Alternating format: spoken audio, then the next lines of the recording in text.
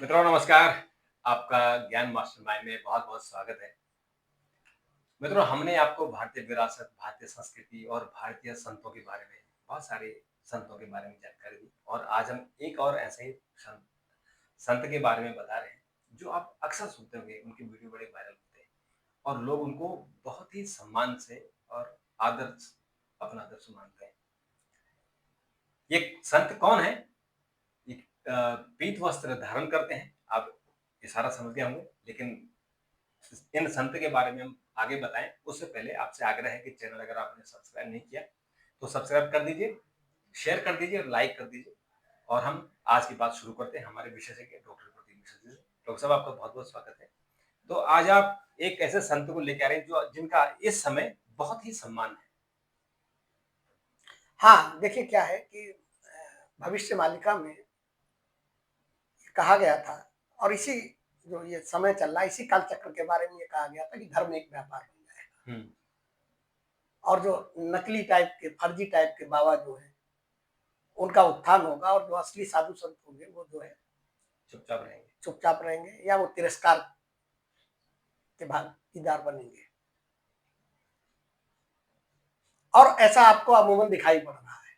लेकिन इन्हीं सब के बीच में कुछ संत अभी भी ऐसे हैं और सही बात यह है कि इसी तरीके के कुछ जो वास्तविक संत हैं, उनकी वजह से ये सनातन संस्कृति और ये जो हिंदू धर्म की जो पताका जो है वो फहरा रही है और लोगों की भगवान में आस्था बनी हुई है। और उन्हीं महान संतों में से एक वृंदावन के प्रेमानंद महाराज जी हैं, जो कि वास्तविक जो संत की परिभाषा हमारे सनातन धर्म में बताई गई, हमारी जो संस्कृति में बताई गई है कि संत क्या होता है, संत का काम क्या होता है, संत का जीवन कैसा होना चाहिए, तो वो उसकी एक जीती जागती मिसाल है। न कोई उनके अंदर आडंबर है, ना उनके अंदर लालसा है, ना उनके अंदर कोई कर्म कांड है, ना ही वो किसी मदारी या जादूगर की तरह चमत्कार की बात करते हैं। वो लोगों को जीवन की पद्धति के बारे में जीवन जीना सिखाते हैं, लोगों की समस्याओं को दूर करने की वो विधि बताते हैं जो विधि वास्तव में हमारे सनातन धर्म में बताई गई है। और यही कारण है जो आपने कहा ना कि आजकल बहुत वायरल हो रहे हैं, बहुत ऐसा नहीं। देखिए भारत की जनता जो है, इस हिंदुस्तान की जनता जो धर्म प्रेमी जनता है, वो अभी भी ऐसे जो शुद्ध लोग हैं, जो तपस्या युक्त लोग हैं, जो त्यागी हैं, जो बैरागी हैं, उनके प्रति अभी भी उनमें श्रद्धा भाव है और सम्मान है और इसीलिए लाखों की भीड़ वहां पर जाती है। तो आज आपको बताते हैं कि एक अनिरुद्ध कुमार पांडे जी। से संत प्रेमानंद महाराज तक का बनने का सफर कैसा रहा और क्यों रहा। अनिरुद्ध पांडे जी के बारे में आप कन्फ्यूज़ मत हो जाइएगा। एक और संत है उनका नाम भी अनिरुद्ध है। नहीं, वो अनिरुद्ध तो और है, वो अनिरुद्धाचार्य है। वो अनुराधाचार्य बन गए और ये अनिरुद्ध पांडे थे जो प्रेमानंद जी महाराज बने। हाँ, तो उस सफर पे चलने की कोशिश करेंगे कि कैसे एक व्यक्ति, एक मध्यम परिवार से निकला हुआ व्यक्ति, और वो आज इतना बड़ा संत है कि दुनिया भर में उसके हाँ, भक्त हैं, दुनिया भर में उनके और प्रशंसक सम्मान हैं। उनका सम्मान कितना है? और कितना सम्मान है, सम्मान यूं ही नहीं मिल जाता है हाँ, किसी को। मतलब इतना कमाई है लाल उन्होंने। देखिए, लाल कपड़े पहनने से, भगवा वस्त्र पहनने से सम्मान नहीं मिल जाता है। भगवा वस्त्र पहने हुए आपको बहुत सी जगह लोग मिल जाएंगे, मथुरा वृंदावन में तमाम मिल जाएंगे जो हिंदू भी नहीं होंगे, हुँ, दूसरे धर्म के लोग होंगे, जो दिन में भगवा वस्त्र पहनते होंगे, रात में लूटपाट करते हैं। बिल्कुल। लेकिन ये व्यक्ति जो है, इसके दरबार में जाके न केवल जो परेशान लोग हैं, जो जिज्ञासु लोग हैं, उनकी समस्याओं का समाधान होता है, बल्कि उनकी जिज्ञासा का भी वो पूरी तरीके से निराकरण करते हैं।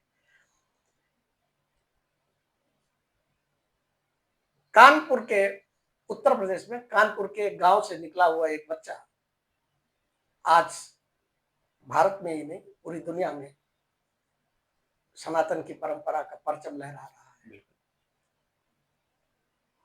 और आज के युग में संत प्रेमानंद जैसे बिरले ही संत आपको दिखाई पड़ेंगे और मिलेंगे, जहाँ आपको पाखंड नहीं होगा, जहाँ आडंबर नहीं है, जहाँ कोई लूटपाट जैसी चीज नहीं है। जाइए जहाँ केवल सत्संग है, भगवान की भक्ति है और राधा रानी का जाप है। और उनका पूरा फोकस रहता है राधा रानी पर। यानी राधा रानी को जितना उन्होंने प्रचारित किया, शायद इससे पहले मैंने सुना नहीं। हाँ, घर घर तक अगर राधा रानी को पहुंचाने का काम किया तो संत प्रेमानंद महाराज जी ने। हालांकि मथुरा वृंदावन में वहां तो मानते हैं मथुरा, पर मथुरा वृंदावन से बाहर उन्होंने जो किया, हाँ उन्होंने किया। और किया क्या, देखिए उन्होंने साक्षात्कार किया राधा रानी जी का, लेकिन वो अपने मुंह से कभी ये नहीं कहते। हाँ। क्योंकि बिना भगवान की कृपा के कोई भी व्यक्ति इस स्तर तक पहुंच ही नहीं सकता है। वो साधारण मनुष्य से बहुत ऊपर की चीज है। और जब ऐसा होता है तो बिना भगवत कृपा के नहीं होता है। अब बड़ी रोचक कहानी है। और अनिरुद्ध पांडे से लेके और प्रेमानंद महाराज बनने तक का सफर बहुत ही मुश्किल भरा रहा।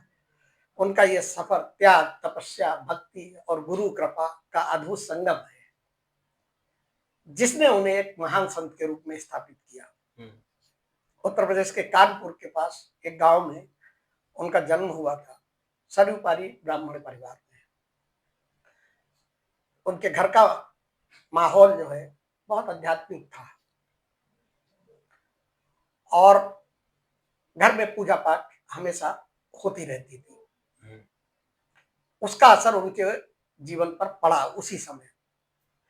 और उसका असर पड़ने का ही नतीजा ये था कि बहुत छोटी सी उम्र में उनके अंदर वैराग्य की भावना पैदा हो गई। प्रेमानंद जी के बचपन का नाम मैंने बताया, अद्वित कुमार पांडे था। इनके पिता का नाम श्री शंभू पांडे और माता का नाम श्रीमती रामादेवी है।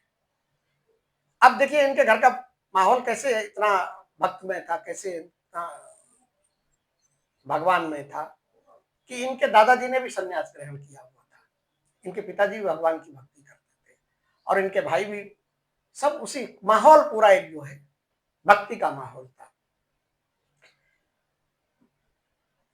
अब इसी से देखिए कहा जाता था कि होनहार विद्वान के होता, ठीक है ना, ऊंट के पांव जो है वो पालने में ही पता चल जाते हैं। प्रेमानंद महाराज जी जब 5वीं कक्षा में पढ़ते थे, जो उम्र जो है बच्चों की खेलने की होती है, पढ़ने की होती है, मौज मस्ती की होती है, उस उम्र में प्रेमानंद जी महाराज गीता का अध्ययन करने लगे थे। और जब वो 13 वर्ष के हुए तो उन्होंने ब्रह्मचारी बनने का फैसला कर लिया। जब उन्होंने ब्रह्मचार्य धारण किया तो उनका नाम जो शुरुआत में रखा गया था वो था आर्यन ब्रह्मचारी।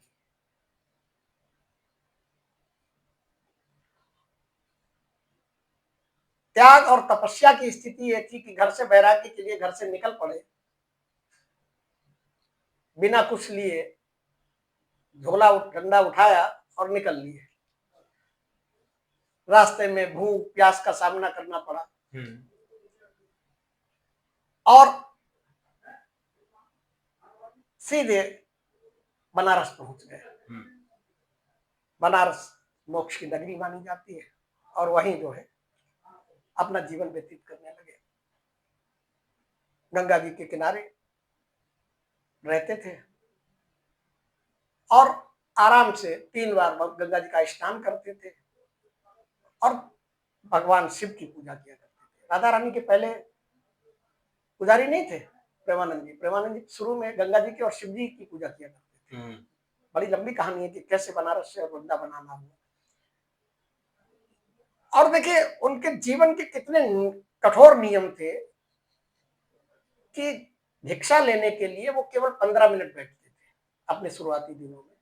अगर उस 15 मिनट में किसी ने उनको भिक्षा दे दी तो भोजन कर लिया, और अगर 15 मिनट में भिक्षा नहीं दी तो फिर भोजन नहीं करना है। और ऐसा बताया जाता है कि प्रेमानंद महाराज जी ने कई कई दिनों तक गंगा जल पीकर जो जीवन यापन किया। तो ये त्याग और ये तपस्या के बिना आदमी महान नहीं बन सकता। कई कई दिन भूखे रहे जैसा बताया जाता है। अब देखिए बनारस में साधु संगत करते से साधुओं के बीच में रहते थे, बहुत सी कहानियां हैं, बहुत सी चमत्कारिक चीजें हैं उनके जीवन में। लेकिन बनारस से ये वृंदावन आने का जो संयोग था, होता क्या, देखिए भगवान अपने लिए माध्यम चुनते हैं, ठीक है?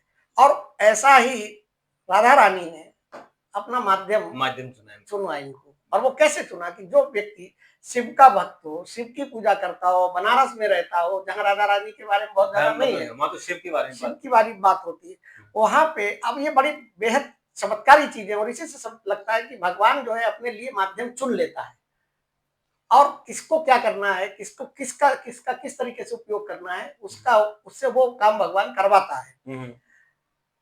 अब वहां पर जब बनारस में वो रहते तो प्रेमानंद जी से अपरिचित संत मिलने आए जो इनको जानते भी नहीं थे, और उन्होंने कहा कि वहां पंडित श्री राम शर्मा के द्वारा चैतन्य लीला और रात्रि में रास लीला का आयोजन हो रहा है, हमारी आपसे विनती है कि आप भी वहां चलिए। तो चूंकि इनका कोई इंटरेस्ट नहीं था रासलीला में और चैतन्य लीला में, तो इन्होंने कोई मतलब रुचि नहीं दिखाई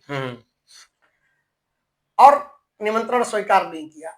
लेकिन वो अपरिचित संत जो थे वो बार बार इनके पीछे पड़े थे कि महाराज जी हमारी इच्छा है कि आप चलिए, क्योंकि विधि का विधान जो लिखा हुआ था और विधि जो है अपना खेल खेल रही थी। और उसके बाद जब इनको लगा कि ये संत है बहुत पीछे पड़े हुए हैं, बहुत आग्रह कर रहे हैं, तो प्रेमानंद महाराज जी बोले कि अच्छा चलो ठीक है चलते हैं, स्वीकार कर लिया जाए। और वो आयोजन लगभग 1 महीने तक चला। इतना मजा इनको आने लगा कि 1 महीने तक रात दिन वहीं पर ये सारी चीजें अपना, दिन में चैतन्य लीला और रात में रास लीला, उसमें तब इनको जो है राधा रानी और कृष्ण जी के बारे में एहसास हुआ और इनको लगा कि अरे हम यहाँ कहाँ पड़े हुए।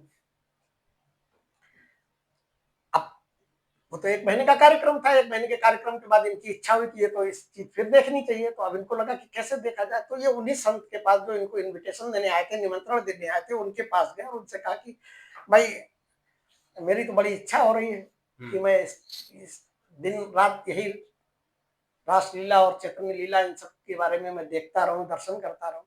तो उन्होंने क्या कहा, आपकी इतनी लालसा है तो आप एक काम कीजिए, आप वृंदावन आइए, मथुरा वृंदावन आइए। वहां आप आएंगे तो आपको कड़कड़ में भगवान कृष्ण और भगवान राधा, माता राधा जो है आपको दिखाई पड़ेंगी, उनका एहसास होगा और ये रासलीला और सारी चीजें आपको देखने को मिलेगी। अब ये देखिए राधा रानी वहां प्रेरणा दे रही थी और उन्होंने उनको प्रेरणा दी और ये उन्होंने बनारस छोड़ने का मन बनाया और सीधे वृंदावन में आ गए। अब वृंदावन में देखिए साधुओं की नगरी है, साधु संतों की नगरी है, यहाँ हजारों साधु संत है, एक से एक बड़े साधु संत, सारी चीजें हैं। तो अब इनको कोई परिचित नहीं था, कुछ भी नहीं था, आए तो एक महात्मा जी के पास जो है रुक गए। मैं जीवन की त्याग की बात कर रहा हूँ, उनके यहाँ रुक गए, उन्होंने एक कोठरी इनको कमरे में दे दी और कमरे में देने के बाद जो है इनको किसी एक कुछ दिनों बाद वो महात्मा जी आए और बोले कि भाई अपना ये टंडीला हटाओ और जाओ, यहाँ से हम नहीं रख पाएंगे आपको। तो इन्होंने कहा हम तो कुछ, हमको तो एक कोना एक चाहिए लेटने के लिए, हमें तो कोई जरूरत किसी चीज की है नहीं, हमको पड़ा रहने दीजिए, माता रानी के दर्शन यहाँ कर रहे हैं, राधा जी के दर्शन कर रहे हैं, कृष्ण भगवान की लीलाओं का आनंद ले रहे हैं। खैर उन्होंने जो है इनको वहां से बोरी बिस्तर था ही नहीं, कुछ एक झोला था और वो थी। और अभी भी आज भी देखिए जब इतना वो प्रसिद्ध हो गए तो आप देखिए जाके उनके यहाँ कोई आडंबर नहीं मिलेगा, सब आम आदमी की भी पहुंच उसमें ऐसी है जैसे किसी वीआईपी की, सबके लिए एक जैसे नियम, एक जैसे कायदे कानून। तो उसके बाद जो है परेशान हो गए और परेशान होने के बाद राधा रानी के मंदिर में जाके वहां पर सीढ़ियों पर बैठ के जो है परेशान हो गए, बोले कि आपने मुझे कैसे सेवा का मौका नहीं दिया, मैं यहाँ आया था और मैं क्या करूं, कैसे करूं। तो आप एक देखिए चमत्कार देखिए, जब अमूमन वो बताते नहीं, एक छोटी सी बालिका उनके पास आई और वो बोली कि बाबा चलो, हाँ बड़ी फेमस कहानी, और अपने साथ लेके गई। और वो कौन थी बालिका, वो साक्षात राधा रानी थी। उसके बाद जो है उन्होंने वृंदावन में अपना समय बिताना शुरू किया, राधा रानी की सेवा करनी शुरू की, और सेवा करने के बाद जो है अब इनको लगा कि एक गुरु दीक्षा ली जाए, यहाँ पर किससे ली जाए। तो अभी भी है वृंदावन में आनंद कृष्ण गोस्वामी जी जो है जी। वो वैष्णव संत हैं और उन्होंने ही इनको दीक्षा दी, वही इनके गुरु है। और उस दीक्षा के बाद जो अरण्य ब्रह्मचारी थे, अनिरुद्ध पांडे से अरण्य ब्रह्मचारी जो है वो प्रेमानंद महाराज, इनको प्रेमानंद महाराज दीक्षा दी तो प्रेमानंद महाराज कर दिया। और इस दीक्षा के बाद जैसे ही प्रेमानंद नामकरण हुआ इनका, उनके अंदर भक्ति बचपन से थी। प्रेमानंद महाराज जी ने वृंदावन में घोर तपस्या शुरू की, साधना की, कई वर्षों तक, बहुत कम लोगों को पता होगी कि कई वर्षों तक मौन व्रत धारण किया, विभिन्न शास्त्रों का अध्ययन किया, भक्त के मार्ग पर चलते रहे। और उनकी साधना में जैसे आपको दिखाई पड़ता है कि भगवान श्री कृष्ण और राधा रानी के प्रति अटूट प्रेम और समर्पण है। बिल्कुल। इस दौरान भी तमाम कठिनाइयां आती रही, लेकिन उनका संकल्प अटल रहा। उनको लगा कि कोई कठिनाई राधा रानी से ऊपर नहीं है। और उनकी दिनचर्या क्या होती थी? जब ध्यान, सत्संग और सेवा करना। और यही उनके अभी भी मूल मंत्र है। तो वो अपने श्रद्धालुओं को, अपने भक्तों को बताते हैं, वो जब ध्यान, सत्संग और सेवा के बारे में ही बताते हैं।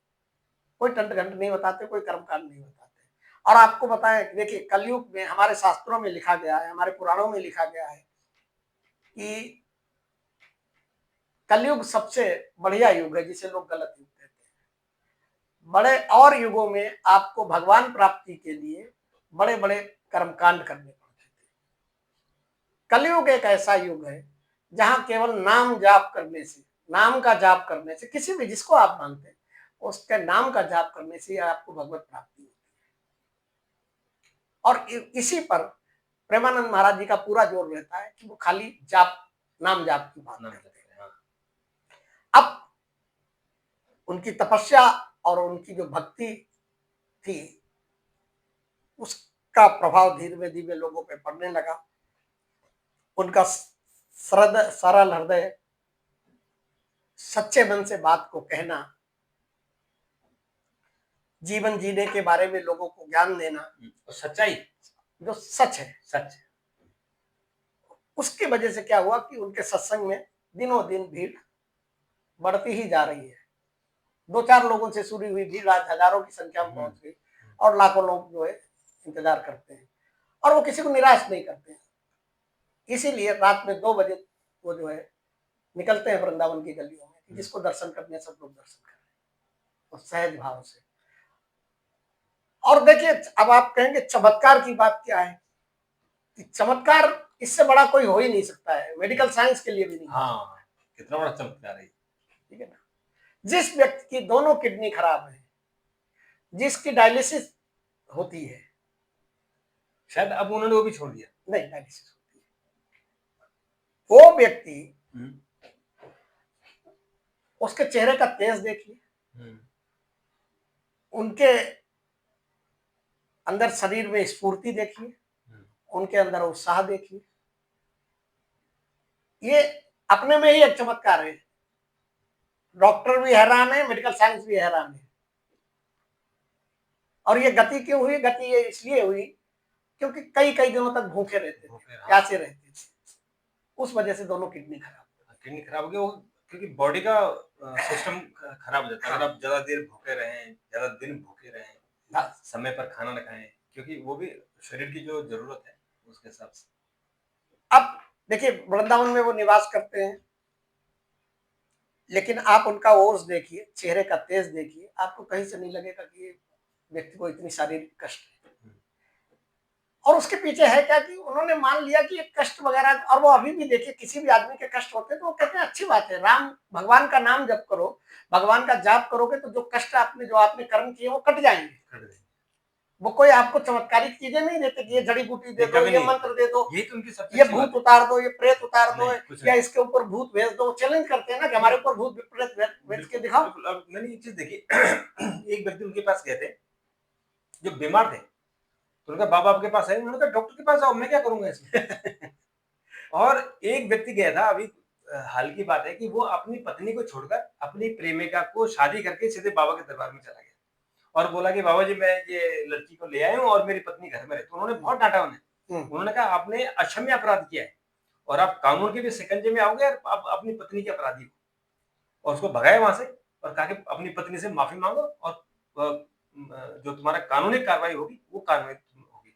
जबकि और कोई बाबा होता तो उसको झूठ-मूठ का उसको कुछ टोपी-वोपी पहना के कुछ उसे पैसा-वैसा हाँ, दिला हाँ, के टन-टन कोई टोटका करके दे टोटका कर देता है। देते हैं। वो नहीं, वो नहीं, संत हैं। साफ-साफ उन्होंने बेसिकली संत हैं। देखिए, एक दिन आपने चर्चा की थी हुँ, कि 108 और 1008 वाली बात। हाँ, ये इस तरीके के संत जो है ना, हाँ, इन लोगों के लिए ये उपाधियां हैं, वही है, वही बात 1008 और 1,08,000 या 108। हुँ, इस तरीके के संतों के लिए, लेकिन वो नहीं लगाते हैं, उनको आडंबर से मतलब ही नहीं है। न वो भगवान भगवान की भक्ति में इतना लीन है कि उन्हें और किसी चीज की जरूरत नहीं। और वास्तव में जो भगवान की भक्ति में लीन हो गया, जिसने ईश्वर का साक्षात्कार कर दिया, उसके लिए दुनिया की सब चीजें क्या है? कोई पारितोष, कोई वो सम्मान, ये उसके लिए बहुत तुच्छ और चीज मुझे है। लगता है कि पैसा, धन, हाँ, ये सारी वो चीजें अपनी बहुत वाणी से लोगों का कष्ट दूर करते हैं। कष्ट दूर ये भी कर अगली रहे हैं, बहुत बड़ी सेवा कर रहे हैं वो देश सेवा की कर और इस समाज की।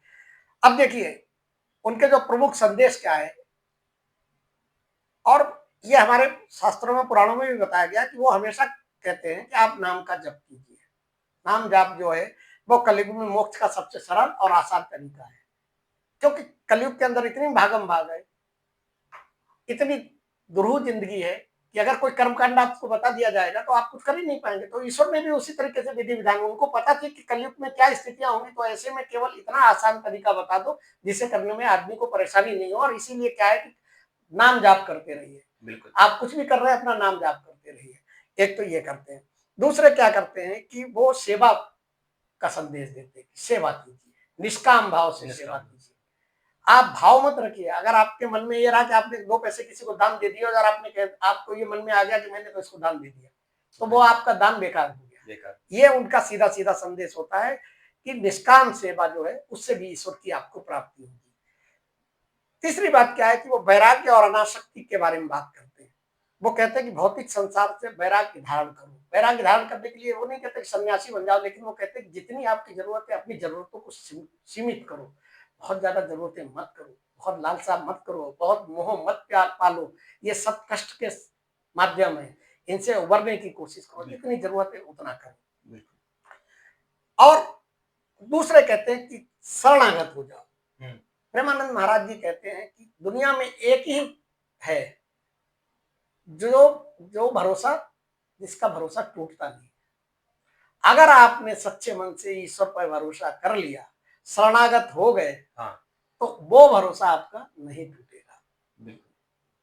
आप ये मान के चलिए, कोई भी व्यक्ति इसको आजमा के देख सकता है। अब देखिए, समाज में वो भक्ति के साथ साथ समाज को सुधारने पे भी बहुत उनका जोर रहता है, और विशेषकर युवाओं और महिला सशक्तिकरण पे। कारण क्या है कि बहुत ही व्यवहारिक संत हैं, उनको पता है कि देश का भविष्य युवाओं पे टिका हुआ है। बहुत दुखी होते हैं जब वो युवाओं के अंदर नशे की लत के बारे में सुनते हैं, युवाओं की ये प्रेम प्रसंग के बारे में सुनते हैं, और चीजों के बारे में सुनते हैं, बहुत दुखी होते हैं। उनका पूरा फोकस जो रहता है वो इस बात को रहता है कि भाई किसी तरीके से युवा जो है, उस अपनी जो उसकी तरुणाई है, उसका भगवान के भक्ति में, देश की सेवा में और समाज की सेवा में वो अपनी उस ताकत को लगाए, बजाय कि इधर उधर अपनी चीजों को करने की कोशिश करे। ऐसे ही महिला सशक्तिकरण की बात करते हैं। उनकी उसमें सबसे ज्यादा अगर किसी के बारे में बात की जाती है तो महिला सशक्तिकरण। इसलिए क्योंकि वो राधा रानी जी को हाँ, राधा रानी के महिलाओं को हमेशा, और बहुत व्यवहारिक देखिए शिक्षा देते हैं। वो क्या महिलाओं से कहते हैं, वो ये नहीं कहते कि पर्दे में रहिए। हाँ, वो कहते हैं कि आप आत्मनिर्भर बनिए। अगर महिलाओं को अपना उत्थान करना है तो आपको आत्मनिर्भर बनना पड़ेगा। अपने आत्मसम्मान की रक्षा करना समझिए, सीखिए, हाँ, और भगवान की भक्ति में लीन रहिए। तो समाज में जो समाज का दो मुख्य वर्ग हैं, युवा और महिला, दोनों को जो है वो आध्यात्मिक ज्ञान देकर जीवन को नई दिशा दिखाते हैं। उनके यहाँ पर समदर्शी भावना है। हाँ। कोई भी जाए, एक जैसा व्यवहार होगा, एक जैसी बातें वो बताएंगे। और सबसे अच्छी चीज जो है, जो मुझे लगती है और मुझे आपको भी लगती होगी और सबको लगती होगी, कि कोई आडंबर नहीं, कोई दिखावा नहीं, कुछ नहीं, कोई चमत्कार नहीं, कोई जादूगरी नहीं। बिल्कुल निश्चल भाव से प्रेमानंद महाराज जी, जैसे बच्चे का मन होता है ना निश्चल, उसी तरीके की उनकी गतिविधियां रहती हैं। एक बार एक जादूगर पहुंच गए वहां पे जादू दिखाने। आप कल्पना नहीं कर सकते हैं कि महाराज जी ऐसे हाथ खिलखिला कर हंस रहे थे, जैसे मतलब आपको जादू देख के, कोई अलौकिक चीज देख के जो खुश होंगे, उस तरीके से करते हैं। अब देखिए, उनकी अध्यात्म और उनकी भक्ति से प्रभावित होकर बहुत से लोग जो है उनके साथ जुड़े, और जो आजकल जो उनके साथ बहुत नजदीकी लोग जुड़े हुए हैं, उनमें एक नागरी बाबा है। ये वो सज्जन है जो पहले भारतीय सेना में थे। 2017 में प्रेमानंद जी महाराज के उन्होंने प्रवचन सुने, उसके बाद सेना की नौकरी छोड़ दी और महाराज जी के शिष्य बन गए। ये वही व्यक्ति है जो आप देखते होंगे वीडियो में, रील में, जो भक्तों के प्रश्न जो है महाराज जी तक, प्रेमानंद जी तक पहुंचाते हैं। वो नवल नागरी बाबा है। दूसरे हैं श्याम सुखदानी बाबा, जो उनके साथ रहते हैं। ये IITian है, बेंगलोर और गुड़गांव में इन्होंने नौकरी की, प्रोफेशनल है बहुत बड़े। और उसके बाद बाबा से प्रभावित होकर इन्होंने भी नौकरी छोड़ दी, और नौकरी छोड़ने के बाद जो है आध्यात्मिक मार्ग में बाबा के पास आ गए। तीसरे हैं महामाधुरी बाबा, वो भी उत्तर प्रदेश के निवासी हैं, पीलीभीत के रहने वाले हैं। वो पहले प्रोफेसर थे, शिक्षा के व्यवसाय में थे। वो भी महाराज जी के प्रवचनों से प्रभावित हुए और उनकी सेवा में लग गए और महाराज जी के शिष्य बने। आनंद प्रसाद बाबा है चौथे, जो उनके इर्द गिर्द रहने वाले लोग हैं। ये बाबा जो है फुटवियर के व्यवसाय से दिल्ली के ही रहने वाले जुड़े हुए थे। महाराज जी की शिक्षा से, उनकी भक्ति से, उनके प्रवचनों से प्रभावित हुए और इन्होंने जो है वहां पर बाबा के शिष्य कर ली। अब क्या हुआ है कि चीजें ज्यादा से ज्यादा लोगों तक पहुंचे, ज्यादा से ज्यादा श्रद्धालु, ज्यादा से ज्यादा भक्त प्रेमानंद महाराज जी के दर्शन करें, उनके सत्संग का लाभ उठाएं। इसके चलते उन्होंने वृंदावन में एक जो है राधा केली कुंज नाम से आश्रम बनाया हुआ है। वो आश्रम भी आज की जो भोग विलास वाली आश्रम आप देखते होंगे, आपने तमाम साधु संतों के देखे होंगे कि AC, डबल AC लगे हुए हैं, होटल टाइप होटल टाइप का आश्रम नहीं, बुकिंग होती है। हाँ, होटल टाइप का आश्रम नहीं, वो उसी तरीके का आश्रम है जिस जो आश्रम हमारे यहाँ पुराणों में और ग्रंथों में लिखा हुआ, पौराणिक उसमें। वहां जाते हैं और कलयुग में संकीर्तन करते हैं, लोगों को, समाज को दिशा देते हैं, लोगों में भक्ति भाव भरते हैं और लोगों को जो है जीवन की नई दिशा बिल्कुल देते हैं। और मुझे लगता है डॉक्टर साहब आज आपने बहुत अच्छी बात बताई, और प्रेमानंद जी महाराज को हिंदुस्तान का हर व्यक्ति जानता है। जो सोशल मीडिया यूज कर रहा होगा वो उस तरह से जानता है, और जो आध्यात्मिक होगा वो आध्यात्मिक की तरह से जानता है। और अभी तक आपने उनके बारे में पता नहीं रहा होगा कि असल में प्रेमानंद जी कौन थे और उनका वर्तमान रूप क्या है, और उन्होंने चमत्कार या आडंबर ऐसा कोई वो जादू टोना टोटका कुछ नहीं करते हैं। सीधे सपाट है और राधा रानी पर विश्वास करते हैं, और वही विश्वास उनके लोगों की सेवा करते हैं। उनके चमत्कारों की तमाम कहानियां हैं। हाँ, वो अपना होते हैं, लेकिन वो चमत्कार पे खुद भरोसा नहीं करते हाँ। हैं, चमत्कार जैसी चीज कुछ नहीं बताते हैं, तो इसलिए उनका कोई मतलब नहीं उन चीजों का उल्लेख करना कि इन्होंने ये चमत्कार नहीं, वो कर दिया, वो बिल्कुल चमत्कार कर वो दिया, क्योंकि वो इन सब हाँ, चीजों में भरोसा नहीं करते हैं। बिल्कुल। तो डॉक्टर साहब आपने बात की, आपका बहुत-बहुत शुक्रिया। मित्रों, आपका भी बहुत-बहुत शुक्रिया, और चैनल को सब्सक्राइब कर दीजिए, लाइक कर दीजिए और शेयर कर दीजिए, और युवाओं को, बच्चों को ज़रूर भेजिए। कल एक वीडियो के साथ फिर आपसे मुलाकात होगी।